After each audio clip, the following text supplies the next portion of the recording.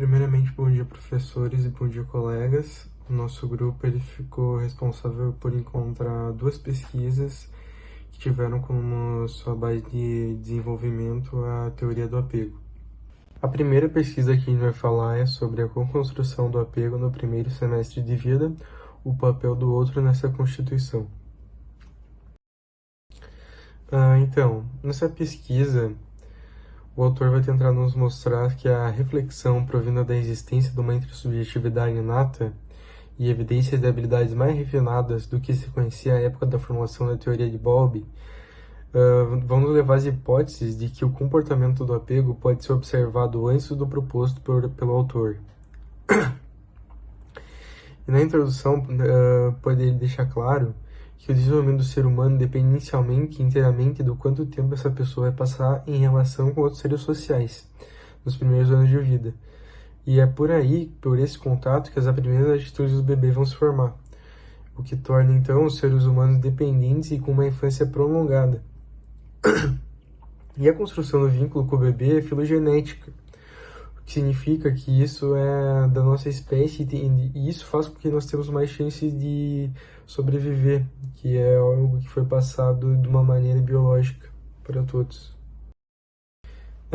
Então, para essa pesquisa, utilizou principalmente as 3 primeiras fases da ontogênese, do apego, que são elas: o pré-apego, que vai do nascimento até os 2 meses de vida e consiste em um período em que as ações do bebê ocorrem por ação reflexa sem que haja uma discriminação de figuras. Também a segunda fase, o apego no processo de formar-se, estende-se do 2º ao 6º mês de vida.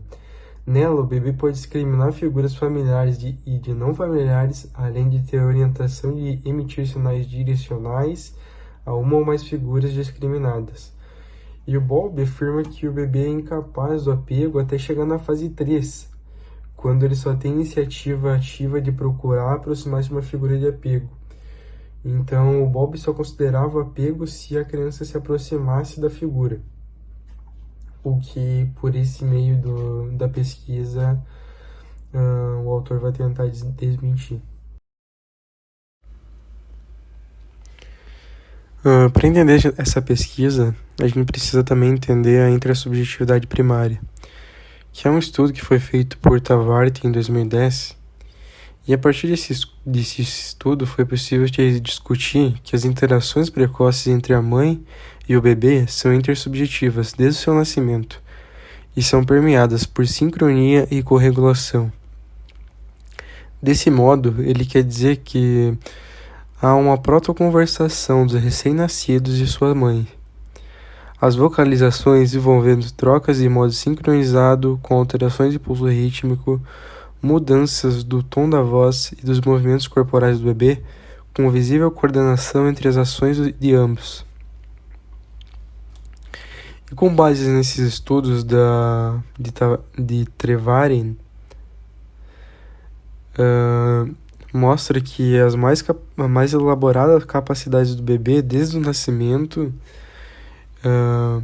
e que o comportamento do apego não deve ser só exclusivamente identificado através da capacidade de busca de proximidade por deslocamento, e sim que se deve considerar a noção da intersubjetividade primária. Então, um pouco sobre a metodologia usada no estudo. Ela foi embasada na perspectiva teórico-metodológica da rede de significações, a RED-SIG. Ela tem fundamentação histórico-cultural, segundo a qual o indivíduo se constitui dentro de processos complexos e permeados por aspectos da natureza semiótica, em que a relação e sua significação são co-construídas em contextos socioculturais através de processos dialógicos. Ou seja, eles coletam informações, conversando com as pessoas, observando os contextos em que elas são inseridas. E para fazer essa pesquisa, elas usam também videogravações, o que é muito importante, porque você pode ficar voltando e revendo coisas que antes você não havia visto e deixado passar. Então, sempre vai ocorrendo análise e reanálise do que foi registrado. e com isso permitiu que essa pesquisa fosse constituída. Então aqui nesses três gráficos, nas três figuras, se encontram os resultados da pesquisa, e os resultados apontaram que a mãe é a principal figura para que a Marina, o bebê que foi usado no estudo, imite comportamento de apego. E o comportamento que é detectado mais vezes é principalmente o sinalizador e o executório. No orientativo, a mãe não é a figura principal que é direcionada a esse comportamento somente no terceiro e no quinto mês, e quem prevalece é a pesquisadora. Ou seja, no comportamento orientativo, a pesquisadora se torna uma pessoa para quem a criança olha mais vezes, no terceiro e no quinto mês. A gente pode observar também na figura 2 que o comportamento sinalizador, que é o cessar choro e sorrir, é principalmente provocado pela mãe. Isso acontece também no quarto mês, o que, se analisarmos os três gráficos juntos, conseguimos perceber uma semelhança, que o quarto mês é o período em que o bebê emite mais vezes esses comportamentos, independente da classe, seja executório, sinalizador ou orientativo. O quarto mês é o mês em que o bebê é mais ativo.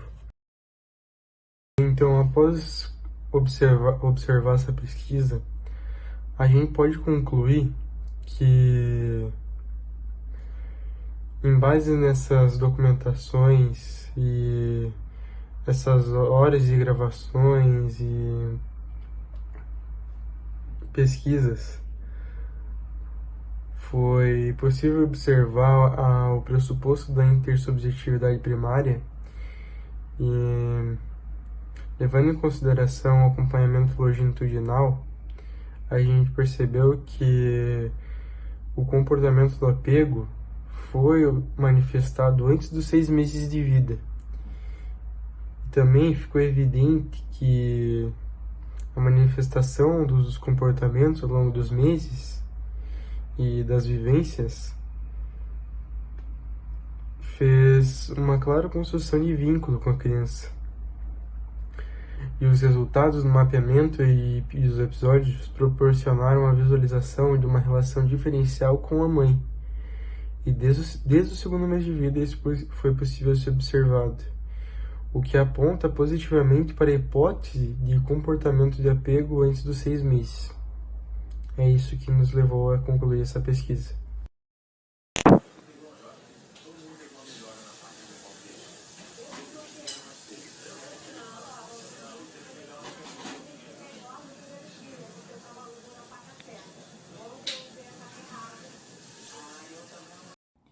Oi, eu sou a Amanda, eu vou estar apresentando o segundo artigo que a gente escolheu junto com a Bárbara.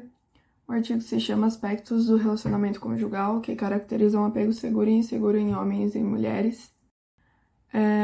As pesquisas feitas acerca da conjugalidade de homens e mulheres apresentam que o apego na infância pode resultar na interferência do desenvolvimento na vida do casal. Nessa circunstância, foi analisado os aspectos da comunicação, frequência, intensidade e resolução de conflitos relacionados com seus companheiros e, dessa maneira, ligada ao apego seguro e inseguro. Diferentes estudos que apresentam a teoria do apego como variável independente pressupõem o tipo de estratégia que será utilizada pelos cônjuges, qualidade conjugal, bem como o ajuste do estado civil.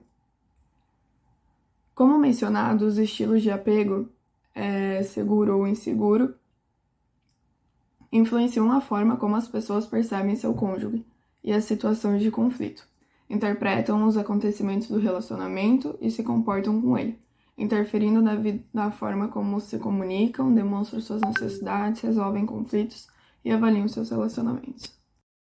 Estudos do apego também foram relacionados à saúde física e mental dos indivíduos. O estilo de apego inseguro em casais tem sido associado à distância emocional entre os cônjuges e inflexibilidade em situações de conflito. Embora exista literatura científica sobre a teoria do apego e os reflexos positivos e negativos que os estilos seguro e inseguro causam na vida conjugal, não foram encontrados estudos que testassem simultaneamente as variáveis citadas nesse estudo. O objetivo do estudo foi avaliar se as variáveis comunicação, ajustamento conjugal, resolução, frequência e intensidade dos conflitos discriminariam indivíduos com apego seguro e inseguro em relações heterossexuais.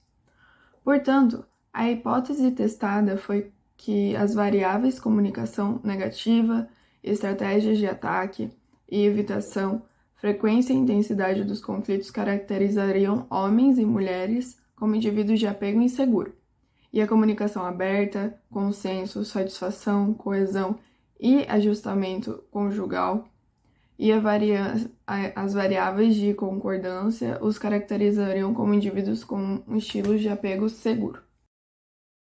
Rain is falling like rhinestones from the sky.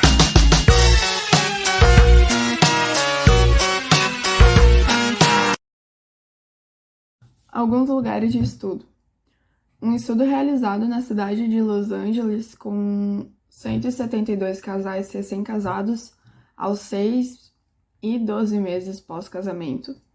Os resultados indicaram que percepções positivas foram associadas ao comportamento de dar e receber apoio do cônjuge.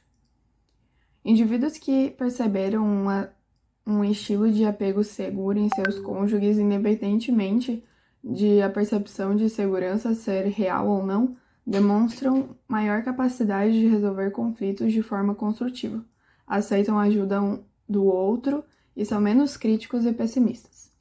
Já na China, os pesquisadores analisaram as associações entre a disfunção familiar, satisfação conjugal, confiança no cônjuge e variáveis de resolução de conflitos e as variáveis inseguro ansioso e inseguro evitativo em uma amostra de 189 adultos jovens.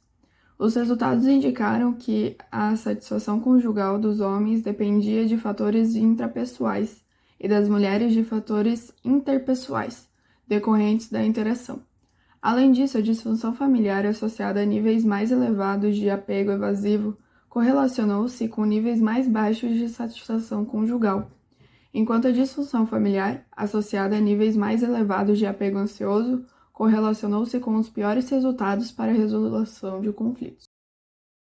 No contexto brasileiro, o papel preditivo dos estilos de apego foi testado na resolução de conflitos conjugais de 428 participantes, e os resultados indicaram que o estilo de apego inseguro ansioso foi o preditor de uma abordagem destrutiva de resolução de conflito, enquanto o apego seguro foi o preditor de uma abordagem de resolução construtiva para homens e mulheres. Outro estudo brasileiro investigou, em uma amostra de 100 casais heterossexuais, a relação entre o padrão primordial de apego e aquele estabelecido entre os cônjuges, e a influência no ajustamento conjugal. O estudo revelou que o padrão de apego, principalmente seguro, estava associado a níveis mais baixos de evitação entre o casal e relacionamentos bem ajustados e indolores. Os estilos de apego, principalmente inseguros ansiosos e inseguros evitativos, foram associados a níveis mais elevados de evitação e relacionamentos desequilibrados e dolorosos. O quinto questionário envolve dois fatores, que são a comunicação aberta e a comunicação negativa, e como ela se ocorre. O sexto é a escala de ajuste didático, que constitui três fatores, que são o primeiro, que avalia o grau de concordância e discordância do casal, o fator de satisfação, que mede a frequência que os cônjuges brigam e falam sobre o divórcio, e o terceiro é a coesão e de avaliar a frequência que eles realizam as atividades diferentes juntas. Os resultados indicam 80 casos excluídos e 157 casos válidos no grupo masculino. Dos casos válidos, 52% tinham relações de apego seguras e 47% tinham relações de apego inseguras. No grupo das mulheres foram excluídos 84 casos e 164 válidos, representando 46% das mulheres seguras e 53% com apego inseguro. Em conclusão, os resultados encontrados no presente estudo confirmaram que os aspectos investigados são efetivamente relevantes para a conjugalidade e capazes de discriminar entre homens e mulheres com estilos de apego seguro e inseguro. Considerando a importância de avaliar a dinâmica conjugal no trabalho clínico, esse resultado pode auxiliar na identificação das demandas do casal e de cada cônjuge. Isso ocorre porque um modelo de estilo de apego inseguro pode ser característico de indivíduos que avaliam negativamente seus relacionamentos e cônjuges. Comunicam-se negativamente, usam estratégias destrutivas para resolver conflitos e percebem que os conflitos conjugais como frequências e intensos. O objetivo proposto nesse estudo foi esclarecer que certas características individuais e interpessoais estão interligadas e podem ser percebidas por meio de comportamentos e dinâmicas que se estabelecem entre os cônjuges. É essencial para que o processo de avaliação na terapia de casal seja confiável e intervenção efetiva.